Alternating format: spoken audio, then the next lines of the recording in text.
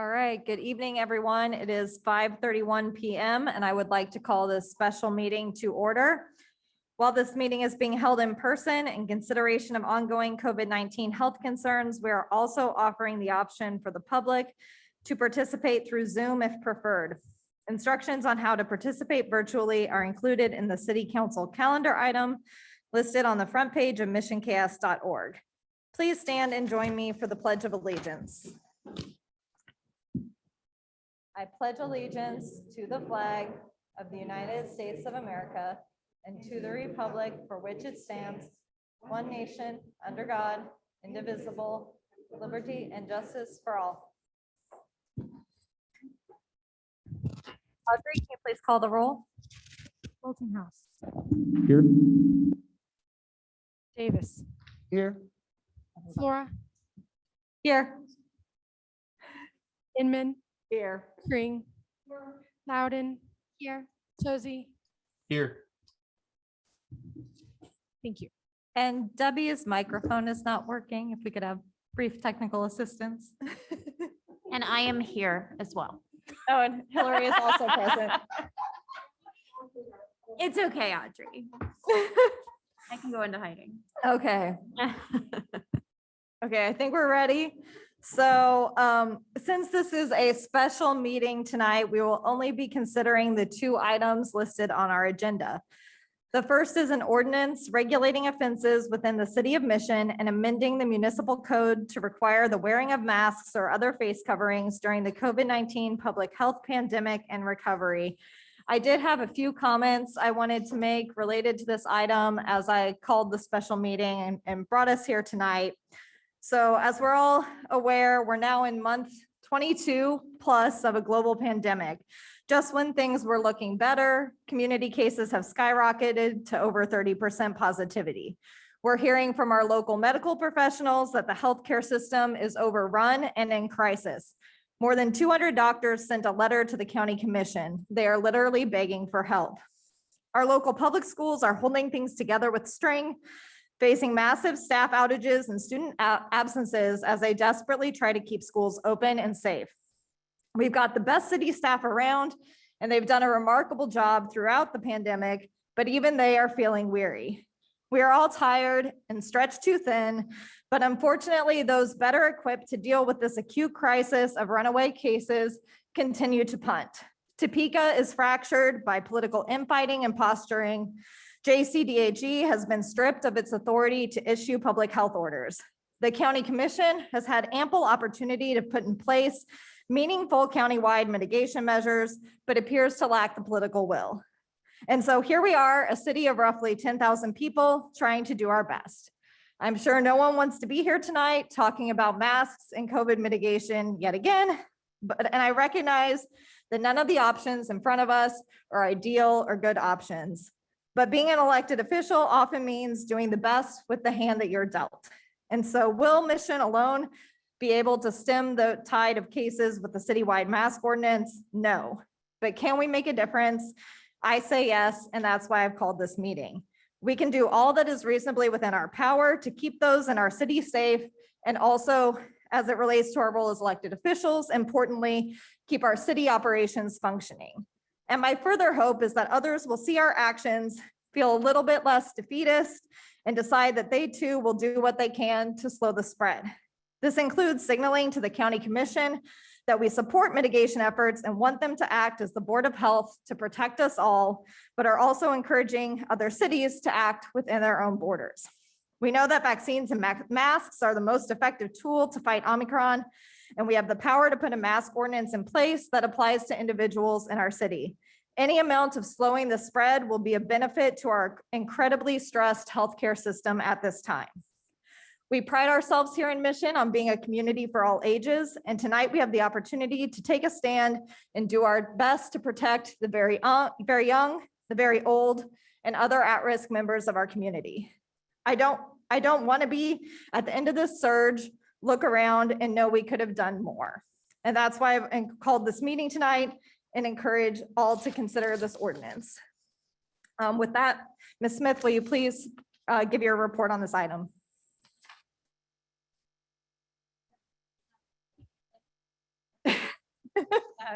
I appreciate that. So again, I think the mayor's done a very good job of sort of outlining what I've understood and listened and followed along in the last particularly several weeks as we've watched this incredible spike in cases throughout the county. And I think again, echoing the mayor's comments, that I think our city has taken this pandemic very seriously from the very beginning. I think we've worked really closely with both the elected officials, our internal staff, and the public to come up with policies and protocols that seem to support the science and that made sense, recognizing all the time that this was adding to the existing workload of our staff, as well as just the emotional and mental fatigue for our residents, for all of you throughout this process. I think, as Mayor Flora said, there are probably all of us who would take a vote to say we wish we weren't sitting here this evening to consider this, but we are. So what you have before you is an ordinance that has been crafted in somewhat a collaborative, coordinated sense with particularly the city of Prairie Village. So for those of you on the council, you know that we have not considered a citywide mask mandate since the outset or onset of the pandemic. Those in the public may not be aware of that. The cities of Roland Park and Prairie Village, who are also holding special meetings this evening to consider action similar to or generally in support of what's in front of you this evening, have had previous citywide mask mandates in place. So they have last fall had mask mandates, which then expired as a result of positive trends in cases that were occurring. And so they're a little bit further along in terms of that implementation or asking the questions or managing the conversations around some of that. So if we stumble a little bit in that presentation tonight, please understand that we've been really trying to get our heads around really just in the last 5 or 6 days what an appropriate ordinance might look like for our community. So we have prepared an ordinance which was included in the packet. Previous mask mandates in both the cities of Roland Park and Prairie Village put the responsibility for sort of enforcement or loss for the right word, but essentially enforcement on the businesses themselves. There was legislation that was passed in this last legislative session that became effective January 1st, which put some different sort of guardrails or parameters on, or at least raised some questions about any level of government's ability to restrict business or impact business operations, potentially making them liable for repayment of property taxes. So as even the communities who had mask mandates in place previously are considering and discussing theirs, their ordinances are likely to look different as a result of that legislation, which did not exist last year when they adopted their ordinances. Again, so that's one of the key pieces from what you may have heard or understood from mask ordinances in surrounding communities last fall. The responsibility is really at that individual level, both for reporting and all of that. So I'm happy to kind of walk through generally the sections of this ordinance and essentially what the ordinance would do would require a mask or face covering in any indoor public space, and except for the exemptions that are specifically included in section C of the ordinance, and there are 12 exemptions which have specifically been outlined there. Public space would not include any private residential property, private offices, or private workspaces that are not open to customers or public visitors. Public space does not include churches, synagogues, mosques, or other places of religious worship, public or private schools, or public buildings or facilities owned by any other level of government. So county office buildings, for example, would not be a situation in which our ordinance would be enforceable. So anytime that an individual is inside that indoor public space, or anytime they are obtaining services from healthcare sector, the mask would be required, again, subject to the list of exemptions. And would you like me to go through all of those exemptions, or does the council feel comfortable with what you've read? I think the council is comfortable unless Okay. any specific questions come up during discussion. Okay. In terms of enforcement, as we've talked, preliminarily, and our conversations will continue with the communities who've had mask ordinances in place regarding enforcement.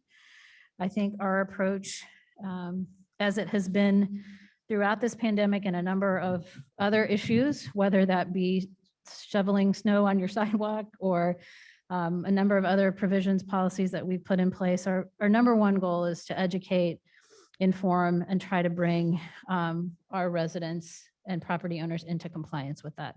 We would take that same approach with enforcement of a face covering ordinance. It's my understanding that that has generally been an approach that particularly the city of Prairie Village felt was very effective in implementing and enforcing their mask ordinance last fall. If we were to find ourselves in a situation where someone was unwilling to comply, there would be an opportunity for a citation to be issued with a maximum fine of $25.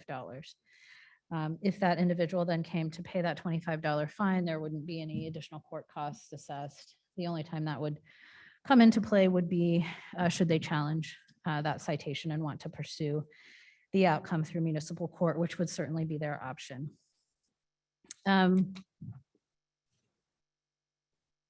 The effective term of the ordinance shall be in effect until basically 11:59 p.m. on February 23rd. So that seems, that is longer than the effective date in the Prairie Village ordinance, if any of you've had an opportunity to look at that. And that's driven really exclusively by differences in governing body meeting dates and times. So the way we structure that expiration date is the next time you have a regularly scheduled meeting after next Wednesday, January 19th, would be your legislative meeting on the 16th of February. So if you were to vote to extend an ordinance at that point, then ordinances are effective upon publication, so not immediately. So the ordinance before you this evening, if adopted tonight, would take effect next Tuesday, January 18th. So similarly, if you were to extend an ordinance in February, you need that buffer to make sure you have the time period within which an ordinance was approved and the time it became effective. So that's why that date is a little bit longer. If the case numbers would suggest that there was an opportunity to rescind, that's certainly within the purview of the governing body. You could rescind that. You could call a special meeting to rescind. You could rescind immediately at your February 16th meeting. So I think there's lots of opportunity and flexibility. We try to originally structure this around your regular meeting dates. But again, as evidenced by tonight, I mean, I think we can be flexible. And you've demonstrated a willingness to be flexible and call a special meeting should the circumstances dictate. Be happy to try to answer any other questions just from a technical construction of the ordinance standpoint, but that's kind of all I would have to offer at this point. Thank you, Laura. Oh. I would now, oh yeah. And I did. Yep, missed something? Yes, I did miss something. Surprise, surprise. We have, had the opportunity over the last several days to review the ordinance with our staff. And certainly, as we do with any ordinance, we stand ready and willing and able. We've presented you with an ordinance that is legal and is enforceable. And if that's a direction that you wish to move forward, then we will do our best to enforce that in accordance with the provisions of the ordinance. Thank you, Laura. With that, I would now entertain a motion.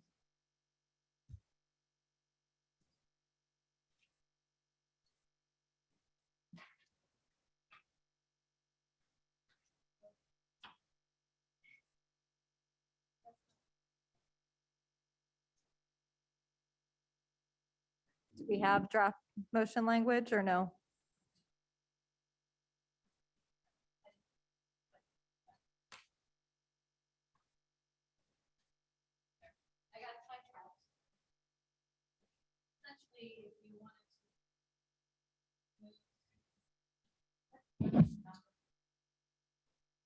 The ordinance number is 1545, so I believe it would be.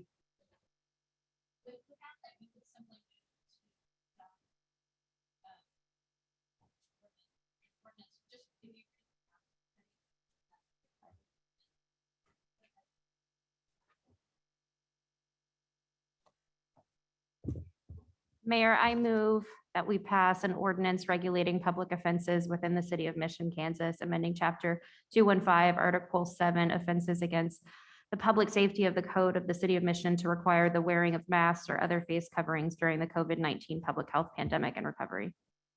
Do we have a second? Sorry, Leah, I think I spoke over you, or Debbie. Go ahead. Second. Thank you. Sorry for the slight amount of chaos. Before we begin our council discussion, is there any member of the public who would like to comment on this agenda item? If you would like to comment and are participating by Zoom, please either add your comment in the chat feature and it will be read out loud, or note that you would like to speak and we will call on you shortly to make your comment verbally. Please remember your comments or questions are visible to everyone in the meeting. If you are a part of our in-person group tonight, please raise your hand, but stay seated, and we will call on you to come to the lectern to make your comments. When you make your comment, please state your name and city of residence for the record. Also, be conscientious of others trying to speak and speak slowly and clearly. If I need to confirm something that may have been difficult to hear, I will ask for clarification. Do we have any online comments first? No online comments. Do we have any in-person comments? Raise your hand. All right, seeing no comment, I will now open up this item for council discussion. Yes, Debbie? We have received collectively several emails from constituents in the Mission community about their concern over the pandemic and their concern about mask wearing on the positive side. They're wanting to move forward and get this out of our way and have the community driven in a unified fashion to support the mask mandate. And I will be supporting that this evening. All right, thank you, Debbie. Any other comments or questions? Yes, Hillary? Thanks, Solly. I'm not going to repeat anything that the mayor so eloquently and Laura so eloquently shared earlier, but none of us want to be doing this. This isn't fun for anyone here, but I do just want to thank Mayor Flora for her leadership on coordinating this effort with Prairie Village and Roland Park, and also just the staff. This is just so much to take on and in such a condensed amount of time. And we're just so grateful for you turning this around and making this happen for our community. So thank you. Yes, Trent? Thank you, Mayor. Hello.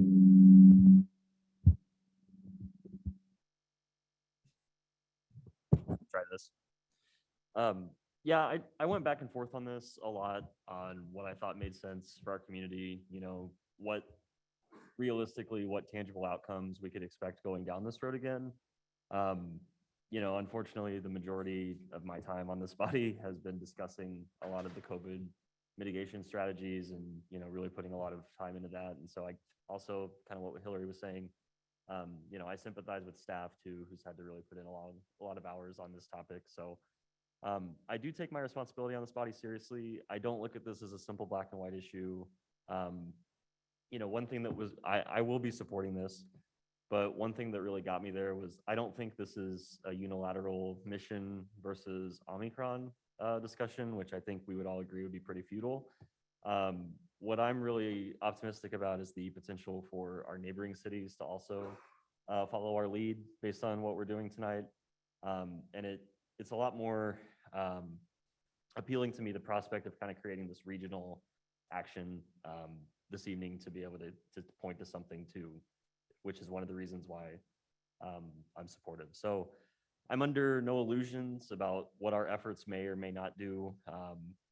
You know, I don't think we're dealing with a perfect hand here, as Mayor Flora said. But it does attempt to do something that at the end of the day, we know when done, does help, and it's better than nothing. So for that reason, I will be supporting, again, without a lot of joy or any kind of fanfare, but I do think it's the right thing to do. So just wanted to make that point. Right. I think I do see Ben's virtual hand raised. Ben? Yes, that's right. Yeah, I wanted to thank the mayor and the staff for their hard work on this. Sorry, I'm a little hoarse, so I'll keep it short. But yeah, I'll be supporting this ordinance. I'm glad to see it come up and be done in a timely fashion. I wanted to add this kind of discussion to tonight's committee meeting agendas, but before I could really even get to it, you all had put together something fantastic, and I really appreciate all the hard work. Thanks. All right. Any other comments or questions from council? Yeah, Leah, then Ken? I just wanted to say that what really motivated me to agree with this is the hospital administrators that have come out publicly to ask that people start wearing masks again and doing what they can to mitigate the spread of COVID. They're really overwhelmed. It's not news. It's actual doctors and hospital administrators in our area, from Children's Mercy to KU to Advent. They're all asking us to, do what we can to stop the spread of this infection because they are overwhelmed. Their staff are getting sick, and it's time that we really do something bold to help. Thank you, Leah. Ken?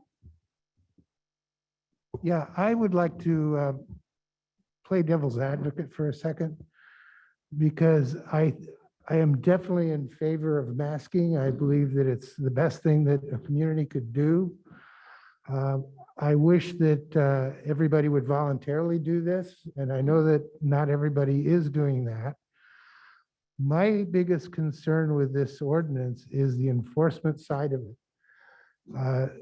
I believe that I would like to see the businesses take more of an active role in enforcing it within their own spaces rather than relying on our police department to have to intervene as an enforcement body. I recognize the concern about the new state policy that doesn't allow necessarily the city to adopt an enforcement by the businesses. But I would hope that we could work on getting some support from the business community in enforcing this on a voluntary basis.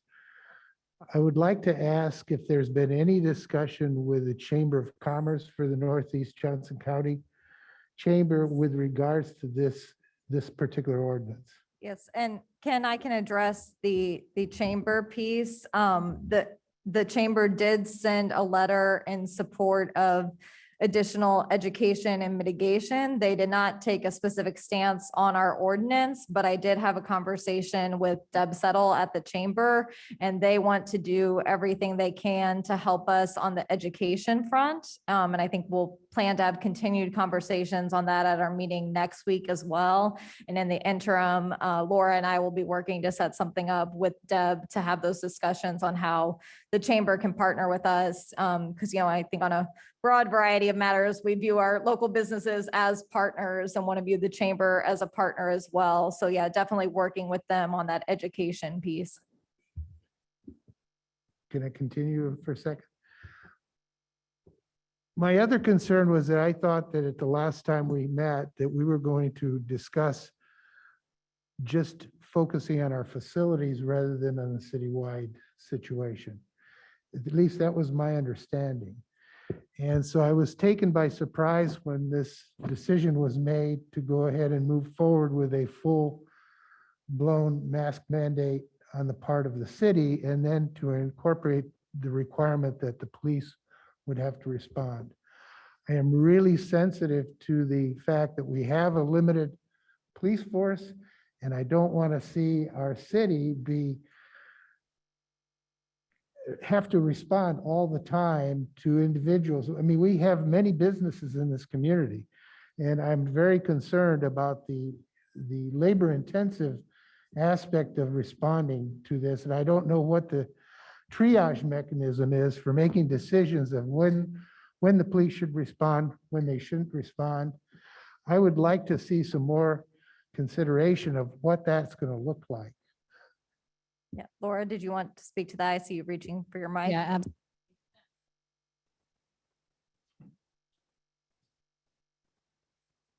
and again, Councilmember Davis and for all of you, I think that's where we feel like we're playing a little bit of catch up, and why, if this ordinance is passed this evening, we've engaged and started those conversations with Prairie Village and Roland Park, based on their experiences in enforcing mask mandates previously. While, obviously we are not, if an officer is on another call, we would, and a call came in, we're not going to pull an officer off of that call and redirect them to a mask call. So the way this is going to operate to a certain extent, because the business is not reporting necessarily, is that as an officer becomes available, the individual without a mask may or may not still be on those premises by the time they respond, right? So we are not, obviously, if they're on a call, that call will take priority. They will finish that as they're available. We would look to respond. As I mentioned again, and I know in the conversations that the chief and I have had, and really being able to respond to the questions we know our officers will have, just because they're very conscientious and wanting to make sure that they comply within the boundaries of that ordinance. So I think there's a whole series of questions that we've sort of been formulating that as this moves forward, we need to be positioned. And we've got, fortunately, between tonight and next Tuesday, to do a better job of sort of then really being able to turn our attention to what does that enforcement look like, so that we can manage expectations all the way around. I think, as I mentioned before, in my preliminary conversations with Prairie Village, and I think it would be consistent with our values and mission, our goal is not to create an embarrassing situation for any patron within our businesses in our community.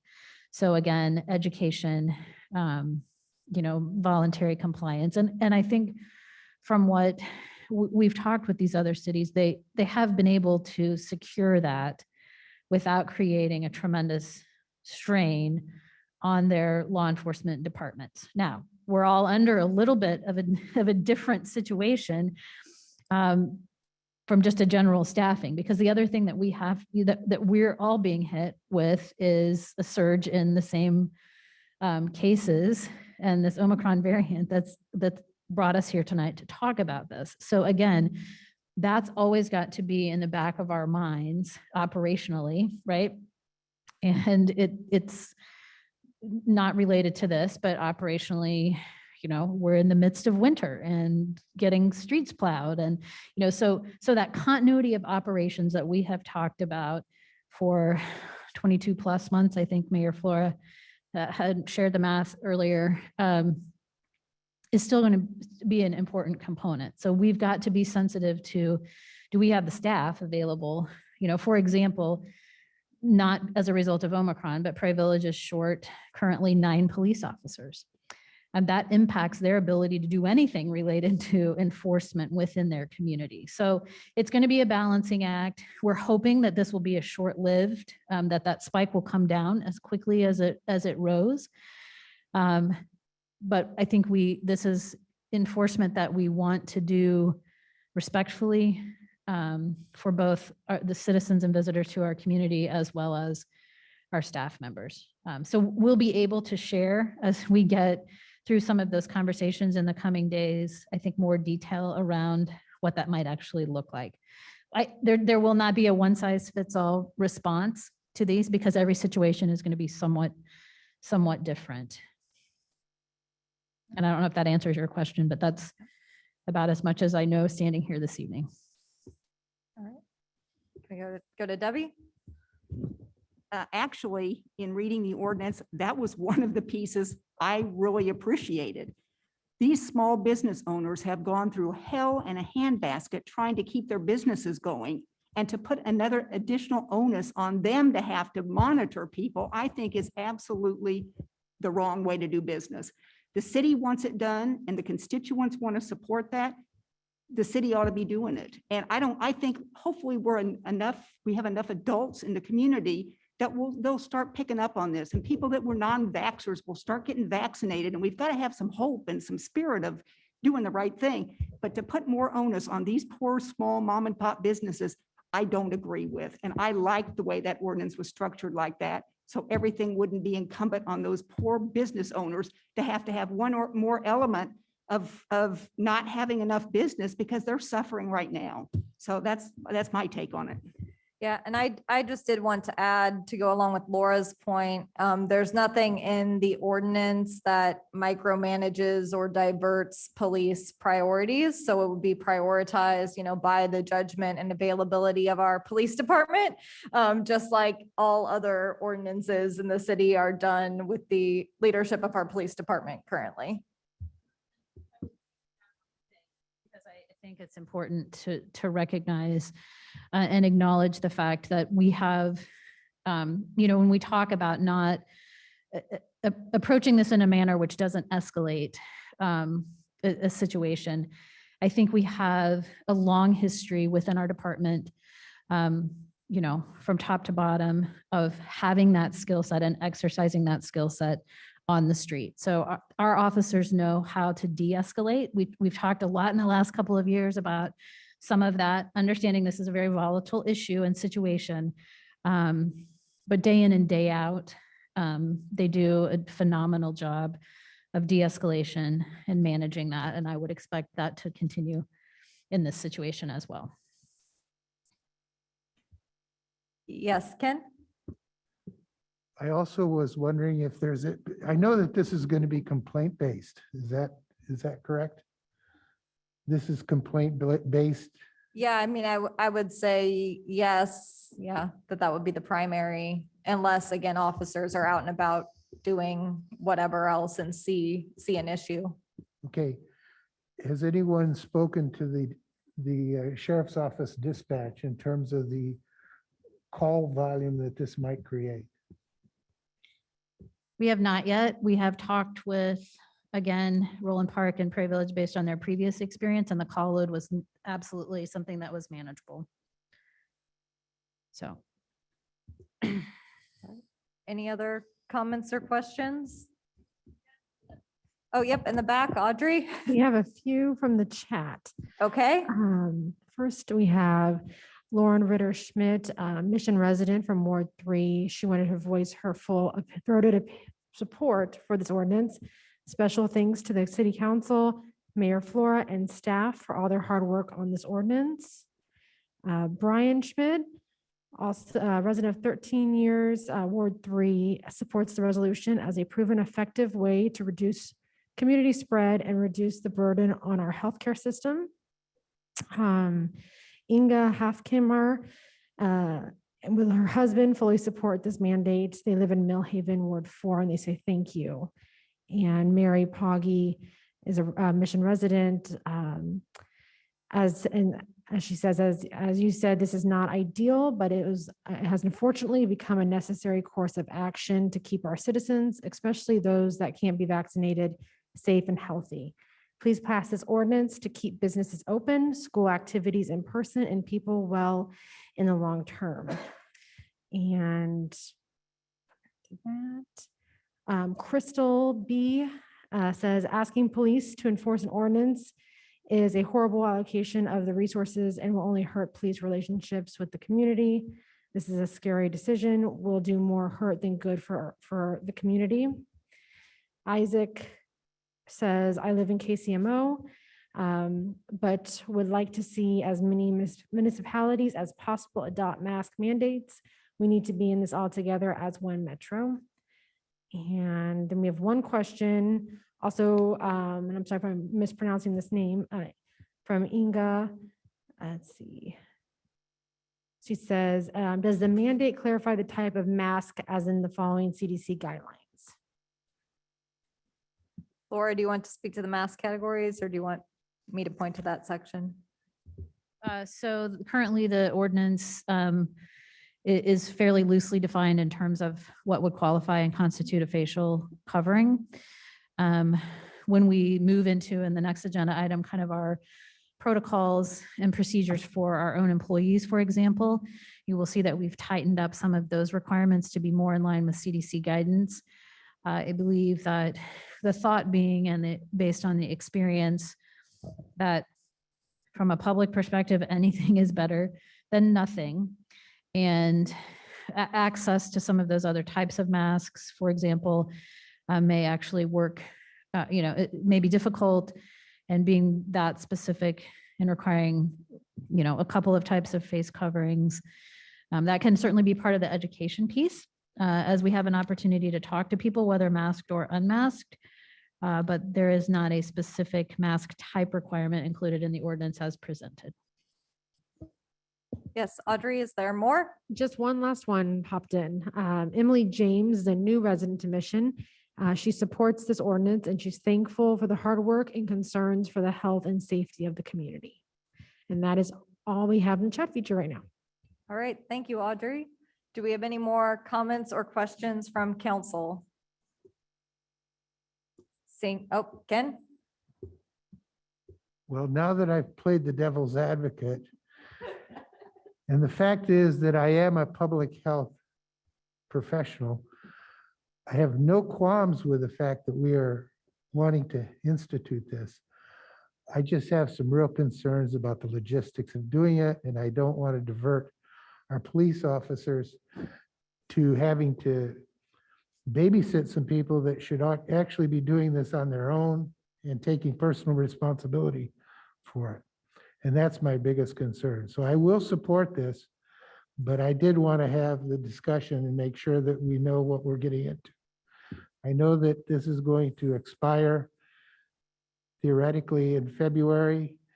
Hopefully the Omicron variant will have decreased by then and that we can get out of the worst part of this pandemic. But I am concerned about the impact that it's going to have on our police department in having to enforce this. Yeah, Leah? I just wanted to ask if the police force was on board with this. Have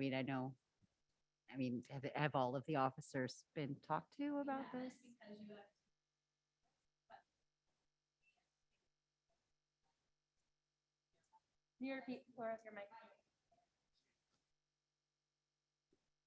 We have not, because we wanted to do education once and not knowing if there might be any changes or additions or what direction, we felt fairly confident this would move forward. But I think, Chief, what did you say in our staff meeting this afternoon? The Fox 4 van parked out in the parking lot this morning. So it generated a lot of questions from staff about, sort of what's going on. This is no different, as I said before, from any other type of legislation. And I know that the chief and our officers and all of our staff, they're going to be truly on the front line of this. I think Penn and his staff here at the community center are probably going to be right behind that in terms of the impact and the brunt of kind of reaction or response that they're going to take. And so we will do our best to, again, it is our job, it's your job to make policy. It's our job to take that policy and implement it and enforce it. And we will do that to the best of our ability. And we will, help support our employees through what may or may not always be a positive encounter in that process. Thank you. Yeah, and I know I said it at the outset too, but I did just want to thank staff again and just say, I wasn't acting lightly and bringing this forward. When I was on council, I didn't bring a mask mandate forward at the same time that Prairie Village and Roland Park previously enacted the mandates on businesses, because at that point I was hoping we would still be able to keep things at least somewhat under control. But I think as Leah mentioned, the crisis point in our healthcare system, I think we have to do every little bit that we can at this point. Yes, Hillary? Laura, just a quick question. Do you have a hard number, in follow-up to Ken's comments, do you have a hard number from Roland Park or Prairie Village in relation to the specific calls or the number of complaints that were filed? I don't, but we can certainly try to request that information from them. Sure. And one more thing for anyone that's worried about our police department working with the public, I would say just wear a mask and let's make sure we can keep our officers where they really need to be. Okay, I think we have another online comment perhaps, Audrey? Just one more question. Will the city provide free masks to businesses in Mission? And Laura, I think we'll be getting into that in the next item. Is that correct? Stay tuned for the next agenda item. All right. Seeing no further council comments, Audrey, please call for the vote. Boltinghouse, Aye. Thomas, Aye. Kring, Aye. Inman, Aye. Chosi, Aye. Davis, Aye. Loudon. Aye. Motion carried. Thank you. All right, thank you very much. Our second item on our agenda this evening relates to COVID-19 mitigation policies and strategies. Ms. Smith, could you please provide council with a report? I will. Please let me hand out a recommendation. Since I failed to, I was so fun to make them up on the fly, though. You know, like the Audrey, I was over last night. Help me my practice today, because I'm gonna be running around like a crazy person. So, okay, so the second item on our agenda this evening is COVID-19 mitigation strategies. You'll recognize this as something that appeared as the last discussion item on your finance and administration agenda on the packet that was distributed Friday. But as we move towards this special meeting and recognizing the potential of the ordinance, if it were to be adopted, to impact those strategies, we felt it was more effective to put that on this meeting agenda so that you could potentially take action on that. So what I'd like to do is just sort of cover those and the changes. So what I did in the packet, let me back up. Let me take a deep breath. We got 15 minutes. And again, if we don't get all the way through this, the ordinance that you just passed is going to wholesale make some of the changes that are included in this red line version. We can certainly, if there are other things that we don't get to before 6:30, we can pick this up again for further discussion on our finance and admin committee agenda. So as I mentioned before, I think throughout this pandemic, governing body staff, our employees have been really thoughtful and carefully looking at ways to implement safety protocols, whether that's sanitizing, whether that's wearing masks, whether that's physical distancing, looking at all of those things designed to protect the health and safety of our patrons, our employees, and hopefully do what we can to slow the spread of community transmission. Proud to say that, and I think even up to this point, although the whole world has sort of broken loose in the last couple of weeks, but I think we've not been able to really document transmission employee to employee or transmissions within our facility here at the community center, the outdoor aquatic center, other places. So I think we have a track record over the last 22 months that the policies and protocols and procedures that we've put in place have been effective. Again, with the upward trends in cases and the percent positivity rates in the county, we were talking internally and I've been in conversation with the mayor for the last, week and a half about, are there things that we need to adjust? So effective last Friday, particularly, again, I think as Councilmember Loudon said, following the press conference and the information by the chief medical officers and really that cry for help, we adjusted some protocols. They're administrative. We've kind of treated them administratively throughout the course of the pandemic. So we didn't want to wait, present a discussion item, have you take action on the 19th. So those things which are not shown as redlined in your packet were protocols that have been either adjusted or recommunicated effective as of last Friday. So a couple of the biggest things there. were a closure and cancellation of indoor playground. So again, our focus was really on, and I know your conversation is centered around those most vulnerable populations. And although now we know that whether vaccinated or not, the Omicron seems to, not play favorites necessarily. And so in terms of the community center, so many of the things that we were doing from the perspective of public in our facilities, we've required masks all along. We never really lifted that requirement either for our employees or for the public in most of our public common areas in our buildings. That's very different than what some of our surrounding neighbors and communities have done. And many of them over the last week and a half have returned to and re-implemented strategies that we've had in place all along. So in many instances, this is not a change for either our employees or the people that are coming in to do business with us. Where that changes in some instances with passage of the ordinance that we've been discussing, really the primary impacts there are in this building, in this facility. And so I would like to just kind of highlight those. And as I said, really without exception, those things that are highlighted in red are going to happen because you passed this ordinance. And I want to talk about timing of implementation in just a moment, but one of the big changes will be that masking for the public will be required when actively exercising in the community center. Since August, we have been, or somewhere around there, we've been in a position of if you were in a cardio area, weight area, playing basketball on the walking track, engaged in active exercise, you were able to remove your mask in order to do that. That would change under the provisions of the ordinance that was just adopted.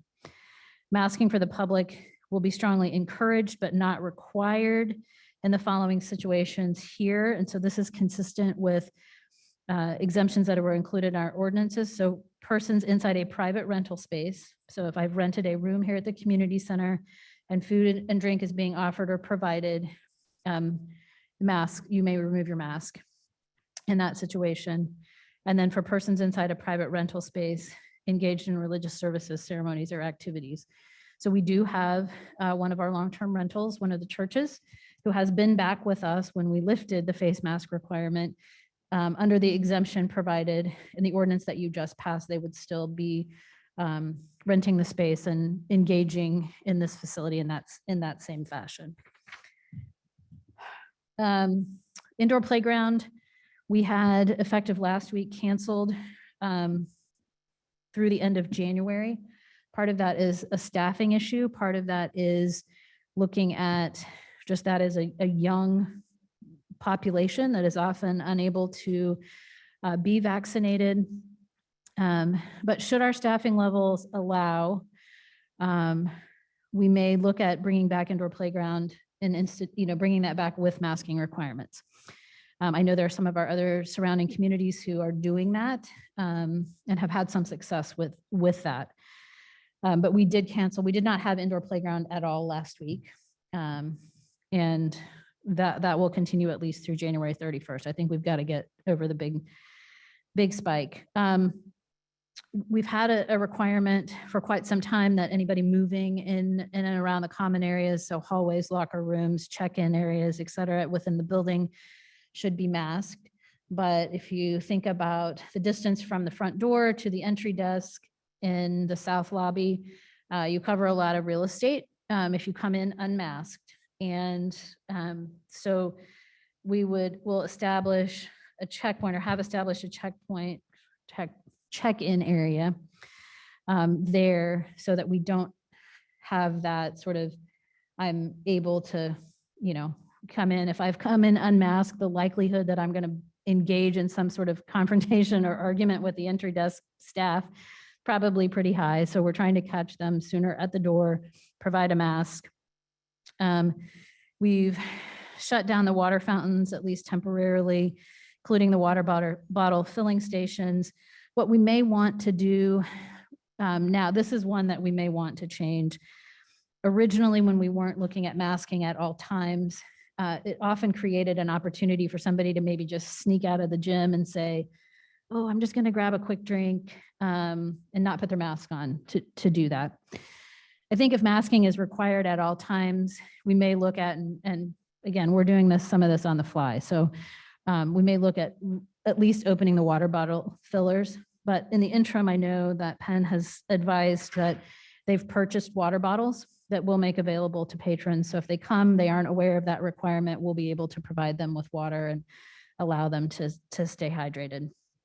The child watch area will remain open as, again, staff allows. So we're experiencing staffing challenges across the board. And so if we can staff it, we will keep it open. We've advised people to please call ahead and make sure that that is available. Masks will be required for children aged 5 and older in the child watch area, and that's a new provision based on the ordinance that you considered just a few minutes ago. We will also, or have also, included signage that masks would strongly be encouraged for children aged 2 to 5.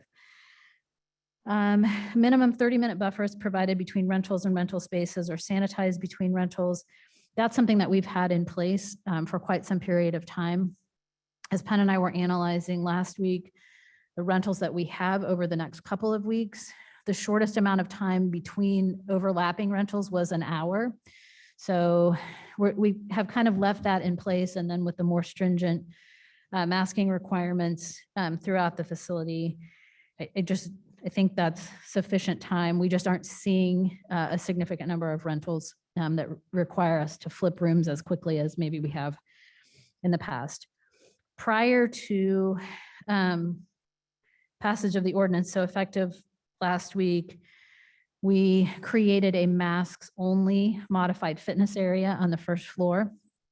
That modified fitness area was put in place in part because one of our rental patrons is the American Stroke Foundation, trying to provide an environment for many of their clients to not have to go up to the second level of the facility where there may be people that were unmasked. So we've had that modified fitness area in what was previously and will someday be returned to the adult lounge area.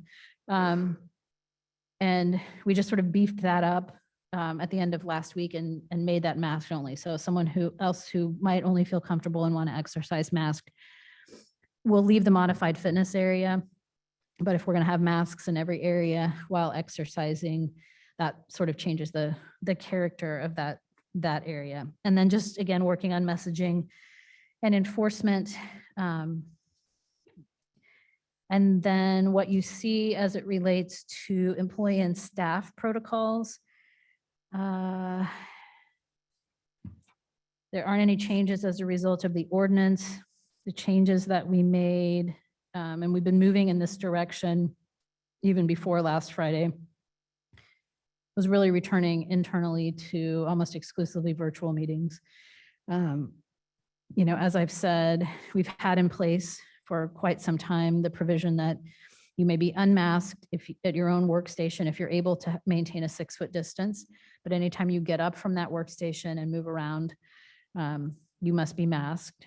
Masks have been required at all times when in a vehicle with another person. We have reinforced that because I know we're in situations where we've got some field training going on in the police department. And so again, some reminders have gone out, and then masks are required during any and all indoor interactions with the public and in outdoor interactions when 6-foot distancing cannot be maintained. So if I'm outdoors and I can still maintain that 6-foot distance, an employee is not required to be masked, but they have to be cognizant of the situation and the public interaction. If it's the desire of the individual that they're interacting with, they need to have a mask available. We did, as I mentioned earlier, kind of beef up the masking requirements. So masks would include KN95s, N95s, so that would be preferred. Surgical masks and cloth masks. A mask would not include a gaiter, bandana, mesh, or any mask with a vent. So masking requirements for our staff are more stringent than they are for the public in the ordinance that you approved. Employees cannot eat meals together. And then just a reinforcement that if you're feeling ill, please report your symptoms and do not report to work till we have a chance to sort of explore the options. Yes, and I did just want to do a time check and then we'll go to Kim, but we have 4 minutes. So Laura, do we want to carry this over to committee once we run out of time or? So I think, yes. Unless anybody has anything right now that they know they would want to add. So again, there's nothing in here that we can delete now based on the ordinance that you adopted. So the motion that I provided would just simply ratify these COVID-19 mitigation strategies, which I would suggest that you go ahead and do now. Okay. And then if you want to discuss some additional opportunities, and part of that under the finance and admin item will be masks for the public, test kits for the public, some of those kinds of Okay. things. And I think I do see a public comment from Audrey. And then again, if you are seated in the room, please just raise your hand if you have a comment. But Audrey? We have one question from Martin Kattenhauser. Under this ordinance, is it true that a patron at a fitness facility on a treadmill has to wear a mask, but a patron at a bar drinking a beer does not? Yes, That would be correct. Yes. that would be correct. Yes, Ken, question? Yeah, my question is, there been any discussion about doing a registry of who's vaccinated, who's not, and staff? Yes, based on the conversation that we had at our December committee meetings. And I can provide part of an update on finance and admin. I don't have as comprehensive an update based on what we've been working on some of these other things. So we'll follow up with kind of additional information on the 19th when we meet. But yes, I do have some information to share there. Okay, Make a motion if we're ready. Oh, yep. Trent, motion? Madam Mayor, I move the city council ratify the city of Mission COVID-19 mitigation strategies as presented or as amended if appropriate. Second. We have any quick further discussion in our remaining minute? All right, Audrey, can you call for the vote? Davis, aye. Josie, Aye. Kring, Aye. Loudon, Aye. Boltinghouse, Aye. Inman, Aye. Thomas. Aye. Motion carried. All right, before we adjourn tonight, I want to share with the public that the video from this meeting will be available through a link on our website, missionks.org. I would also mention that if you are participating virtually and would like to attend the committee meetings, which begin at 6:30 PM in 1 minute, then you will need to leave this Zoom meeting and join through another Zoom link available on our website. There being no further business tonight, I will entertain a motion to adjourn. I move that we adjourn, Madam Mayor. Second. Second. All right, we are, everybody say aye. Aye. Aye. Aye. We are adjourned.